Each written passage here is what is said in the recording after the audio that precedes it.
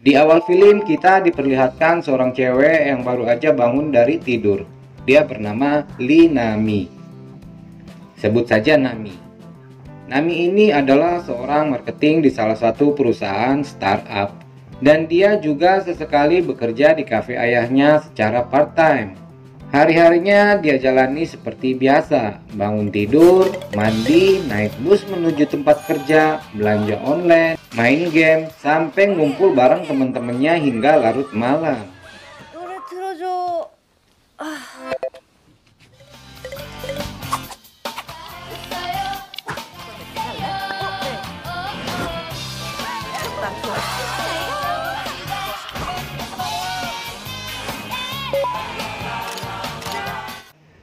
Sampai suatu ketika, saat ia pulang menuju kos-kosannya, saking capeknya, ia ketiduran saat naik bus. 잠시만요. 잠시만요. Dan gak sadar kalau HP-nya terjatuh.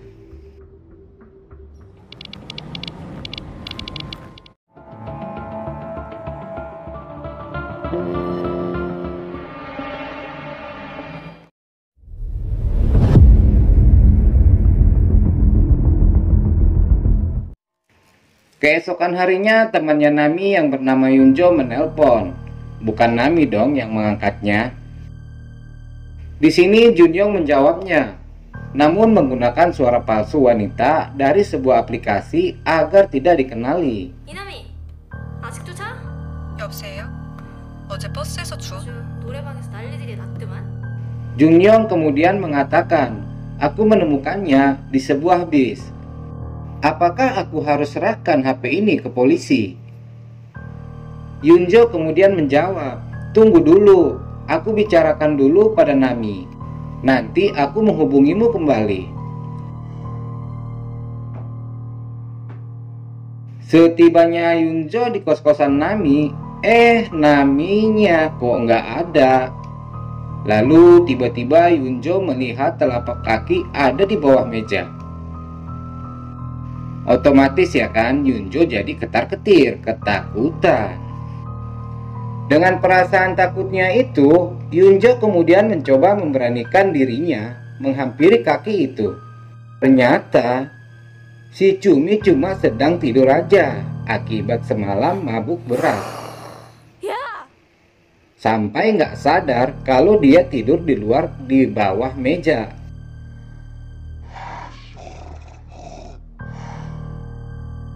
Lalu ketika Nami ingin mengambil HP-nya, ternyata HP-nya nggak lagi ada di tempat biasanya. Nami pun kemudian mencarinya ke sana ke sini. Melihat Nami yang kebingungan, Yunjo kemudian mengatakan kepada Nami bahwa HP-nya telah ditemukan oleh seorang wanita di sebuah bis. Seketika Nami langsung menghubungi orang tersebut menggunakan HP Yunjo. Nami kemudian mengatakan terima kasih telah menemukan HP-nya. Lalu Nami meminta izin untuk ketemuan di sebuah kafe milik ayahnya di Cafe Mizi. Junyong yang menemukan HP ini kemudian bersedia ketemuan dan berjanji akan datang ke kafe ayahnya Nami 1 jam lagi. Junyong yang ternyata memiliki niat lain terhadap Nami, ia kemudian berusaha memecahkan kode sandi HP Nami tersebut. Berkali-kali memasuki kombinasi digit angka, tapi nggak berhasil. Kemudian Junyong mulai mengunjungi beberapa medsos milik Nami, seperti Instagram, Facebook, Circle, dan lainnya, dan mencari tahu siapa saja orang-orang terdekatnya Nami, berharap menemukan kode sandinya, namun tetap aja gak berhasil. Entah apa motifnya, Junyong kemudian merusak bagian layar handphone Nami tersebut. Sementara di lain tempat, detektif Jimen bersama rekan polisi lainnya menemukan sesosok mayat wanita dengan 3 jari tangannya yang sudah terputus.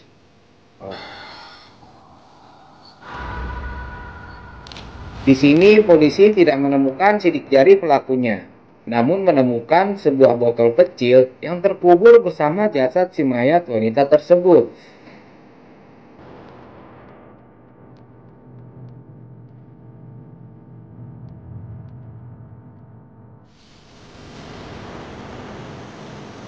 너무 위험한데? 근데 이게 관련 Jimen yang memiliki firasat lain kemudian berjalan menelusuri hutan yang ditumbuhi beberapa pohon plum tersebut.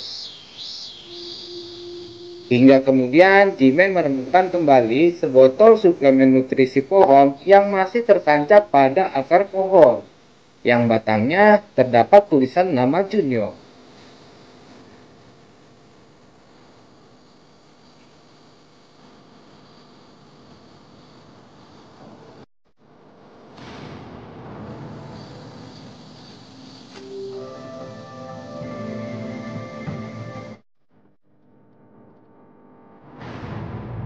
Usut punya usut, Jimen ini ternyata ayahnya Junyo. Namun Jimen sudah tidak pernah bertemu dengan anaknya setelah Junyo memutuskan pergi dari rumah 7 tahun yang lalu. Di sini Jimen beserta rekannya mulai mencurigai Junyo. Kemudian mereka berpikir bagaimana caranya untuk menemukan Junyo dan tempat tinggalnya saat ini. 그럼 준영이한테 여기 누나랑 왔는지 물어보면 되겠네. 그렇지. 준영이가 살인사건 공범이라고 수배 때리게? 하자고 정식으로. Di sisi lain, Nami yang sudah berada di kafe Mizi milik ayahnya Sungwo mendapat telepon dari Junyong yang mengatakan bahwa dengan tidak sengaja HP-nya telah ia rusak. Kemudian Junyong meminta Nami agar datang ke toko restorasi HP karena HP-nya sudah berada di sana dan telah selesai diperbaiki, serta pembayarannya pun sudah dilunaskannya. Hanya tinggal menunggu Nami menandatanganinya.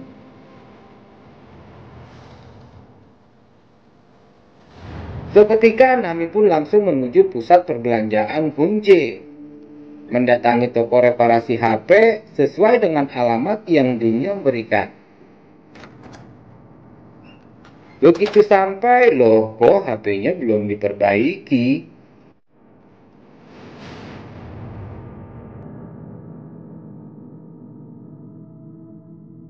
Kemudian Nami pun langsung menandatanganinya dan memberikan sandi HP-nya.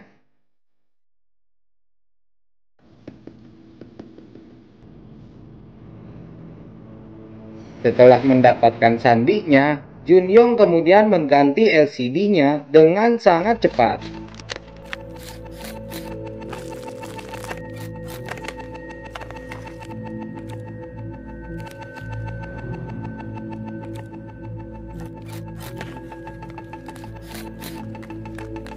HP yang telah selesai diperbaiki, Junyong kemudian memasukkan spyware ke dalam sistem HP-nya tersebut.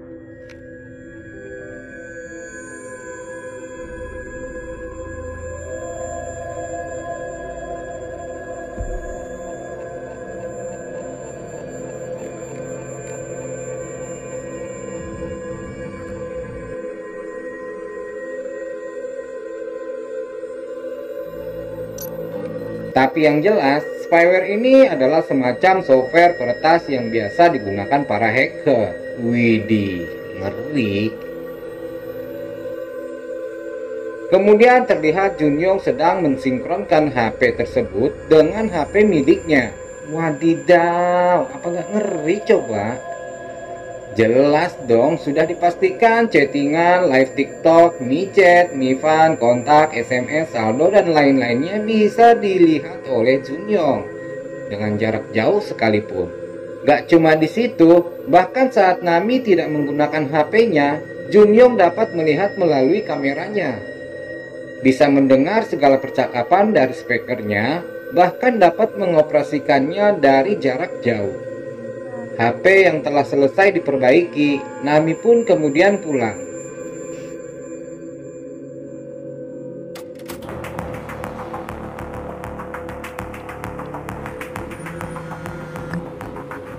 끝났어? 아니,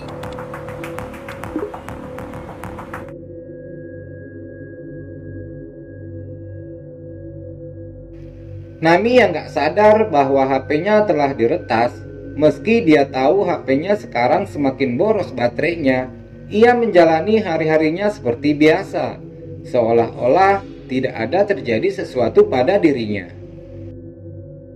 Keesokan malam, saat Nami sedang bekerja di kafe ayahnya, tiba-tiba Junyong datang menghampiri Nami dan dengan beraninya memesan minuman favorit Nami yang sementara minuman itu tidak terdaftar dalam menu kafe Mizi.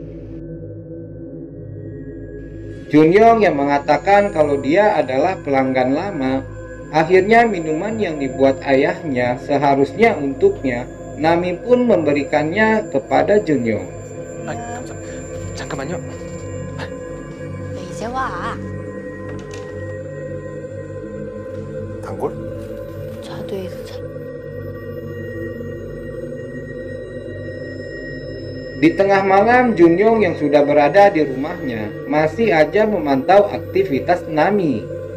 Saat mengetahui Nami yang sudah tidur memimpikan aku, Junyong kemudian membuka berbagai aplikasi pada HP Nami dan mendapatkan banyak informasi tentang Nami yang kemudian ia catat di beberapa lembar kertas. Mulai dari berbagai akun medsosnya, kontak, chat pribadinya, saldo, dan lain-lainnya, ia kemudian merangkumnya. Sungguh mengerikan.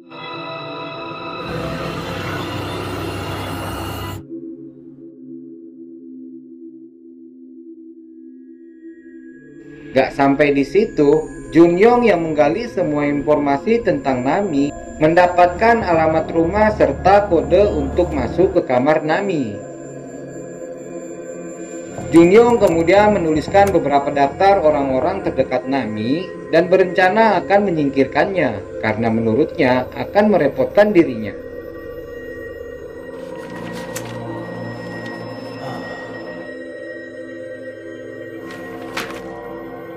Junyong kemudian merubah background laptopnya yang semula bergambar korban wanita sebelumnya, kini menjadi wajah Nami.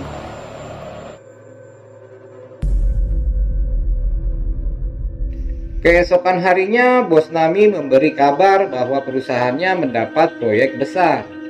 Semua itu atas kerja kerasnya Nami selama ini. 덕분이야. 진짜 고마워요.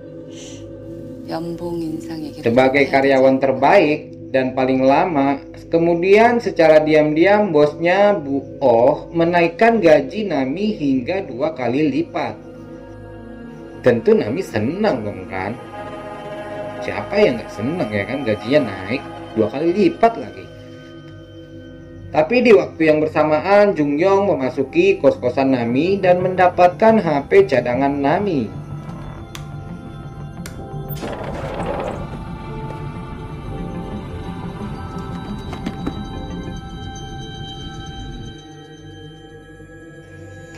Di sisi lain, Jimen yang ternyata sudah lama tidak baikan dengan istrinya, diam-diam menyelinap masuk ke dalam rumahnya. Kemudian Jimen mengecek handphone istrinya dan mendapatkan alamat terbaru Junyong beserta nomor teleponnya. Keesokan harinya Jimen menuju alamat rumah Junyong di Wanghai untuk mencari bukti apakah Junyong terlibat dengan kasus mayat yang ditemukan di hutan beberapa hari yang lalu. Setibanya di tempat, beruntungnya Junyong belum pulang. Jimen langsung menyusup ke dalam dan dia menemukan banyak sekali bukti-bukti yang sangat mencengangkan. Seperti foto seorang wanita yang wajahnya sama dengan mayat yang ditemukan di hutan beberapa hari yang lalu.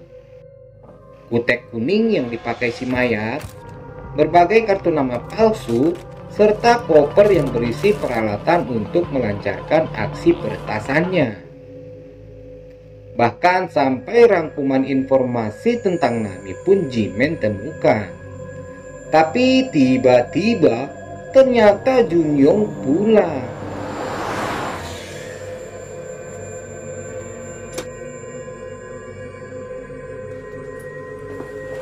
Saat ingin membuka pintu, Junyong melihat sehelai kawat. Dia yang curiga kemudian mengintip dari belakang rumahnya dan melihat ayahnya sedang menggeledah seisi rumah untuk mencari barang bukti kejahatan dirinya. Saat Jimen sedang membaca rangkuman informasi tentang Nami, tiba-tiba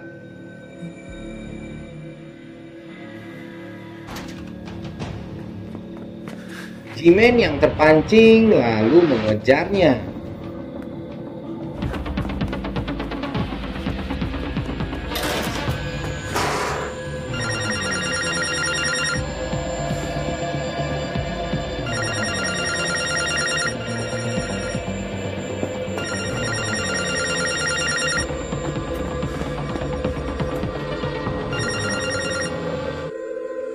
Pada momen ini, dengan sangat cepat Jungyong mengambil barang-barang pentingnya lalu kabur.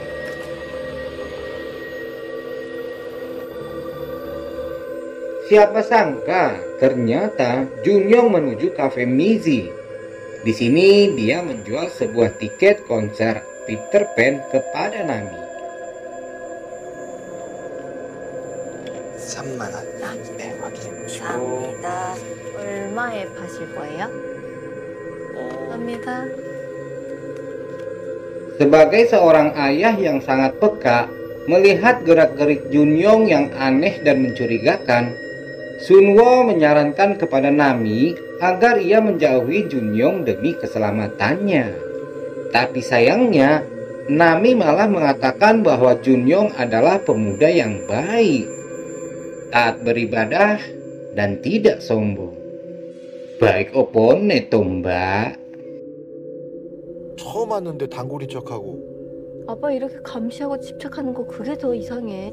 뭘 할 것 같으니까 하지 말라는 거 아니야. Jangan lupa men, percakapan ini bisa didengar loh oleh Junyong. Lalu Sunwo memberikan Nami sebilah pisau pisau lipat untuk berjaga-jaga jika terjadi sesuatu padanya. 야, 이남이. Saat tengah malam, Nami yang sedang tidak menggunakan HP-nya, Junyong kemudian diam-diam ngechat Sunwo dari WA-nya Nami, memintanya agar mendownload sebuah aplikasi dan menginstalnya. Awalnya sih Sunwo ragu, tapi karena Nami memaksanya, akhirnya Sunwo mendownloadnya dan kemudian menginstalnya. Setelah itu, Junyong mengirim paket ke rumah Sunwo. Kemudian saat Sunwo akan membawa paketnya, tiba-tiba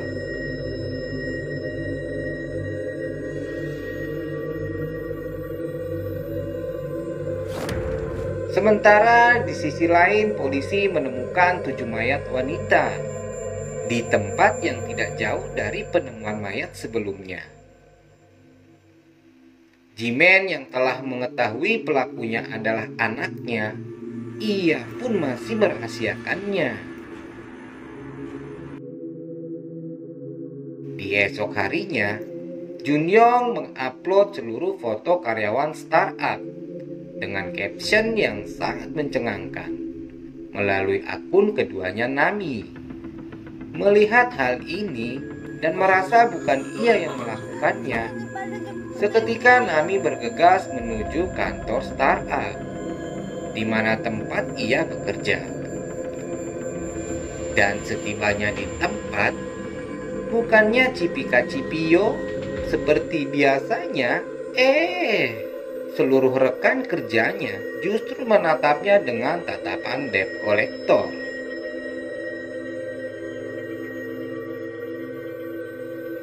Nami kemudian bersumpah kalau dia tidak mengunggah postingan tersebut, dan ia mengatakan bahwa HP-nya telah diretas. 지금 제가 바로 경찰에 신고할게요. 누가 그랬는지 알아내. 캐릭인지 뭔지 조심 좀. Tapi di sini bos Nami, Bu Oh, tidak mempercayainya dan marah besar kepada Nami. karena proyek besarnya yang dibatalkan membuat perusahaan mengalami kebangkrutan. Kemudian Bu Oh memecat Nami lalu mengusirnya dari kantor startup tersebut. 제가 범인 잡을게요. 그거 다 돌려놓을게요.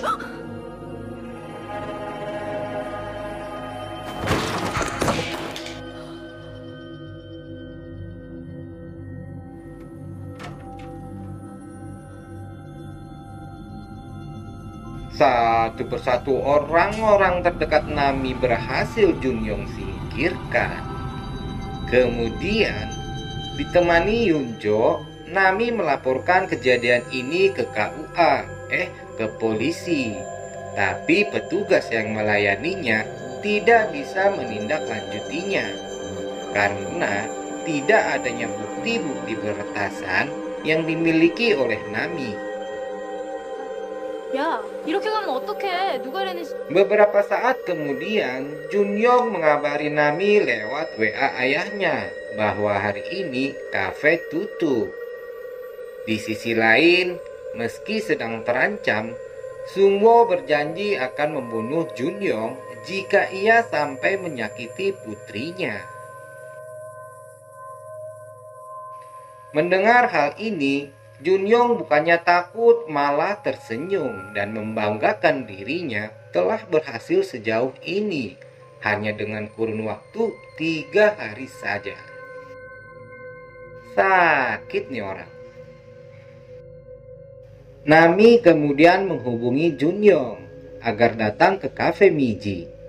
Karena Nami tahu Junyong bekerja pada salah satu perusahaan keamanan digital sesuai kartu nama yang diterimanya waktu itu.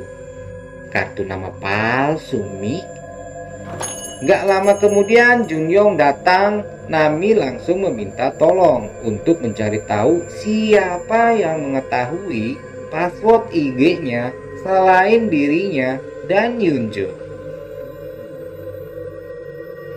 Kemudian Nami mengatakan bahwa baterai HP-nya sekarang semakin cepat habis. Dengan santainya Junyong mengatakan bahwa HP-mu sedang diretas.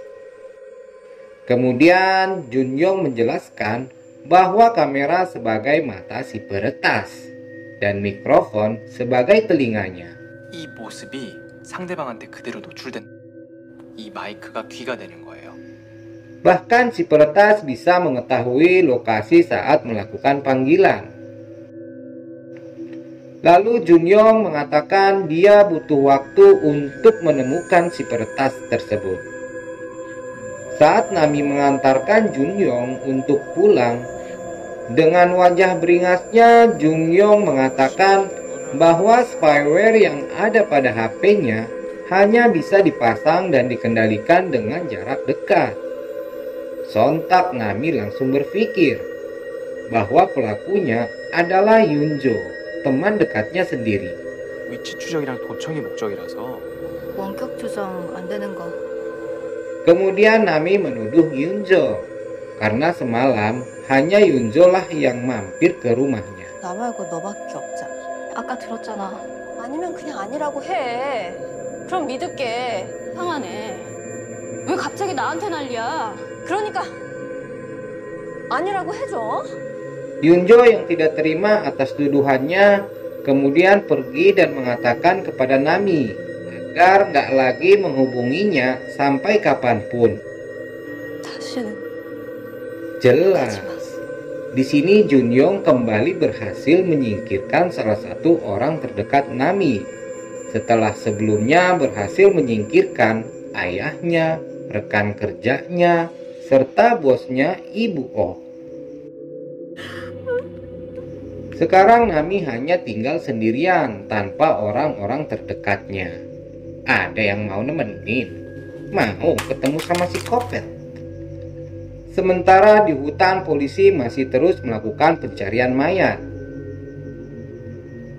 Yang kemungkinan masih ada yang belum ditemukan terkubur di dalam tanah. Di sini Jimen kemudian mengatakan kepada rekannya, sebut saja namanya Udin, bahwa pelakunya adalah anaknya. 바로 연락했어야지. 이게 다 진짜 준영이 지시면. Kemudian Jimen mulai menyalahkan dirinya bahwa semua kejahatan Junyong karena ulahnya yang tak mengurus Junyong sejak 7 tahun yang lalu.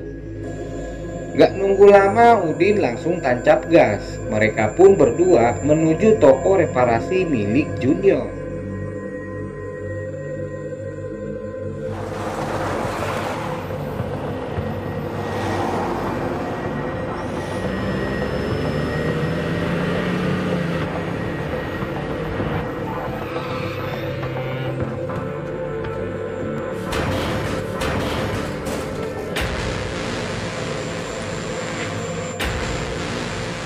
Tapi keberuntungan belum berpihak pada mereka. Setelah sampai di lokasi, Junyong lagi-lagi lebih dulu kabur. Hanya terlihat kertas bon pelanggan yang berserakan dan menempel pada dinding toko. Udin kemudian berniat ingin memberitahukan hal ini kepada semua media. Namun Jimen mencegahnya, karena Jimen berniat akan menangkapnya dengan tangannya sendiri. Gak lama kemudian datang 2 orang polisi bersama Nami.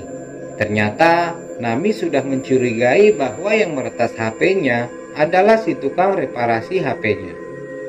Betapa terkejutnya Nami setelah Jimen mengatakan bahwa Junyong adalah pemilik toko reparasi ini.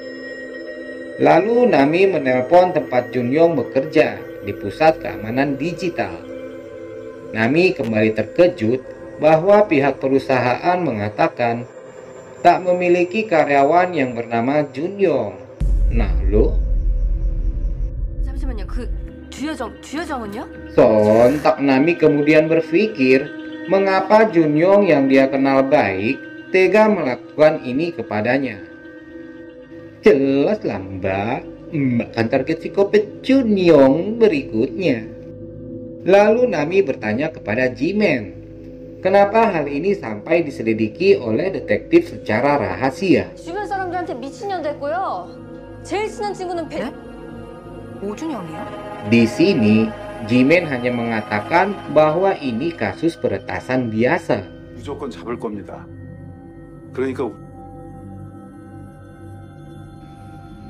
Jimen mungkin tujuannya agar Nami nggak terlalu cemas ya kan dengan hidupnya. Gimana coba kalau dia tahu bahwa dirinya termasuk rantai pembunuhan psikopat berikutnya setelah 8 orang yang sudah ditemukan di hutan. Bisa shock hidupnya, nggak tenang, marun. Mumpung HP-nya sedang mati, kemudian Nami mengajak Jimen dan Udin untuk memancingnya agar datang ke kos-kosannya lalu menangkapnya. Mereka pun setuju dengan ide Nami tersebut. 집으로 오게 만든다고요. 할 수 있겠어요? 할 수 있어요. 내가. Nami kemudian menghidupkan HP-nya dan langsung mengajak Junyong untuk datang ke kos-kosannya. Junyong yang menyukai para targetnya dengan cara yang tidak waras, ia pun lalu bersiap-siap, dandan rapi, potong rambut, lepas kacamata, lalu berangkat menuju kos-kosannya Nami. 그래야 쟤도 안전해져.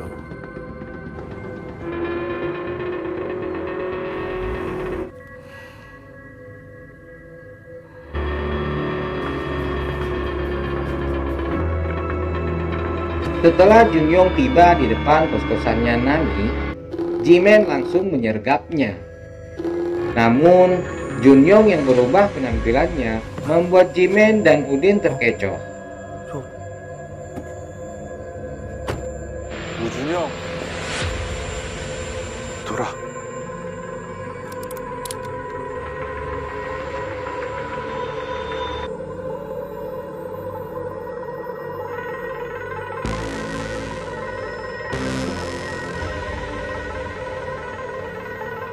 준영이요? 근데 총을 보고도 안 놀라시네. Junyong kemudian dimintai KTP-nya.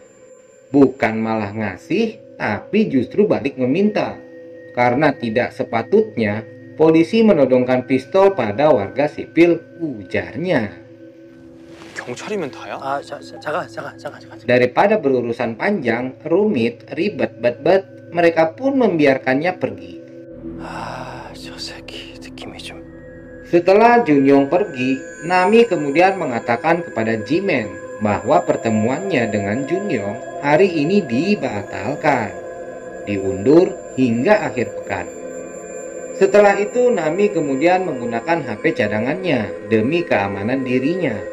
Tapi yang sebenarnya HP cadangan itu telah diselipkan spyware juga. Ingat kan bro, saat Junyong masuk menyelinap kos-kosan Nami tempo hari, di waktu yang bersamaan Jimen dihubungi atasannya yang telah mengetahui bahwa kasus ini berhubungan dengan anaknya dan memintanya agar kembali ke markas kepolisian untuk menemuinya karena Jimen dianggap bertindak sendirian. Kemudian demi keamanan Nami, Jimen dan Udin mengantarnya ke rumah ayahnya. Sesampainya di sana, Jimen kemudian memberikan kartu namanya agar bila terjadi sesuatu, Nami bisa menghubunginya. 바로 연락해요. 조심해요. 저한테 문자 없으면 무슨 일 생긴 줄 아세요?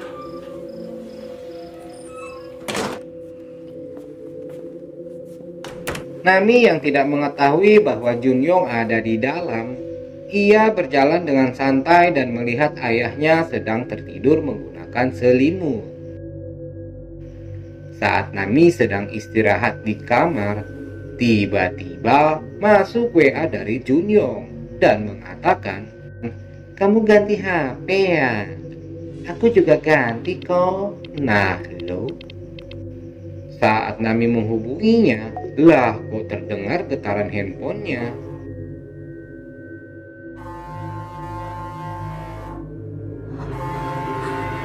Nami yang langsung panik kemudian mengecek ayahnya.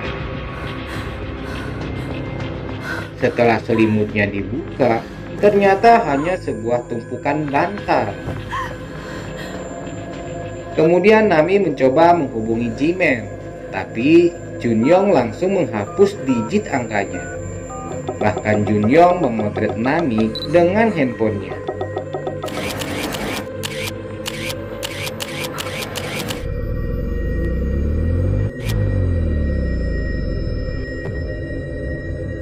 Nami yang sedang ketakutan mencoba memberanikan diri untuk mencari ayahnya. Tiba-tiba muncul Junyong dari balik sofa dengan wajah si kupretnya. Kemudian Nami mengancam akan membunuhnya jika Junyong tidak memberitahu di mana ayahnya. Emang dasar psikopat ya kan? Gak ada takutnya sama sekali. Nih, Junyong malah mengancam balik akan membunuh ayahnya yang sudah tersekap di kamar mandi. 아, 나를 죽이고 싶은 거야? Kemudian Junyong meminta Nami agar menghubungi Jimen dan mengatakan bahwa dia baik-baik saja.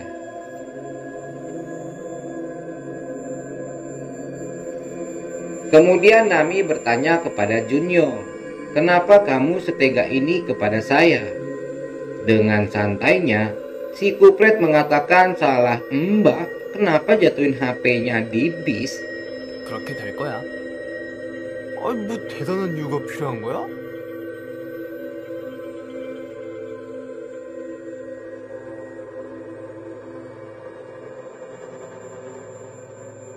Nami yang berencana akan membunuhnya kemudian membawa sebuah senjata menuju kamar mandi.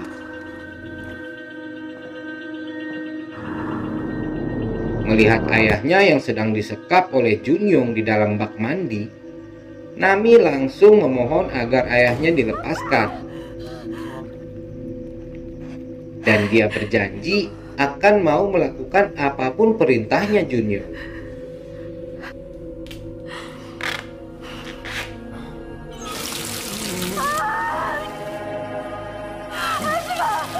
Junyong yang koslet akalnya ini kemudian mengikat Nami lalu menceburkannya.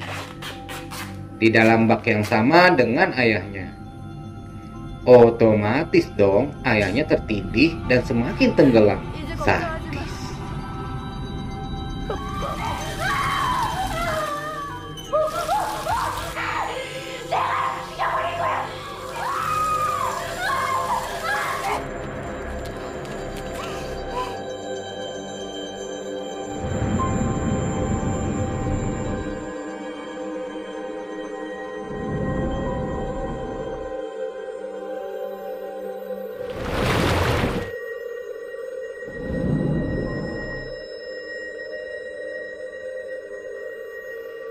Melihat Nami dan ayahnya yang tenggelam menuju kematian, Junyong malah tertawa bahagia. Lalu memotret Nami dan dijadikannya sebagai wallpaper HP-nya.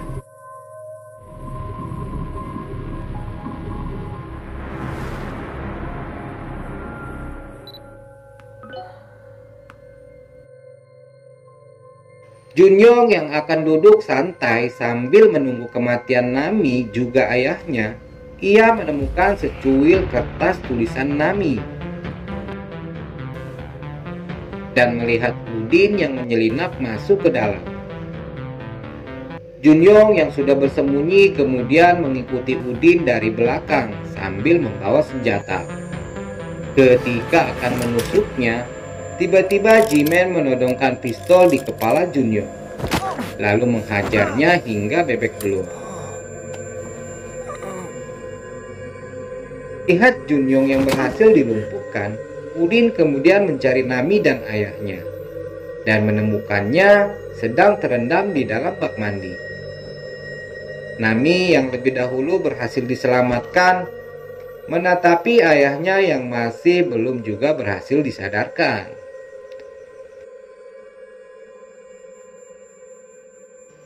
Jimen yang masih merasa anaknya masih hidup, kemudian memeriksa koper Junyong.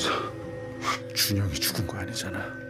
Betapa terkejutnya Jimen saat menemukan bon reparasi nomor urut 0 bertuliskan nama anaknya Junyong dan HP berwallpaper Junyong yang telah mati. What the f***? Berarti ini Junyong KW dong. Ronde kedua Jimen versus Junyong pun digelar.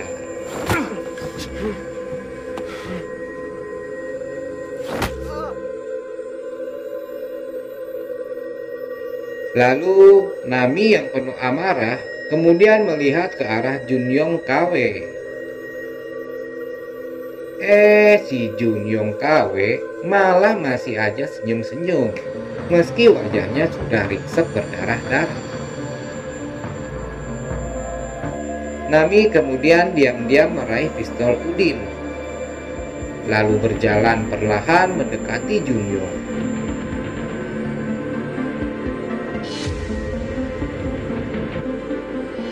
Dan